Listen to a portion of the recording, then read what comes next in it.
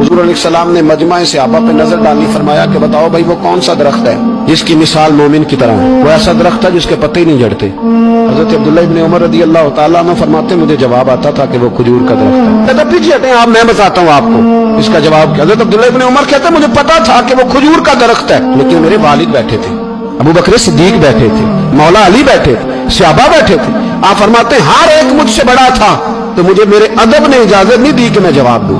अल्लाह करे मेरी इस बात आपकी समझ में आए। सवाल का जवाब मुझे आता था, लेकिन अदब का तकाजा था कि मैं बड़ों की मौजूदगी में जवाब न दूं। हुजूर ने दोबारा पूछा, सहाबा खामोश रहे, तो फरमाया मैं बताऊं? या रसूलल्लाह बताइए। तो महबूब फरमाने लगे वो खजूर का दरख्त है। तो नबी करीम ने हज़रत अब्दुल्लाह इब्न उमर की तरफ मोड़ के देखा, फरमाया मेरे गुलामों वो दरख्त है खजूर का। अब्दुल्ला को जवाब आता था, इसे पता था कि वो खजूर का दरख्त है, लेकिन तुम्हारे अदब की वजह से ये खामोश रहा। रसूल करीम अलैहिस्सलाम के गुलाम जिनके इल्म पर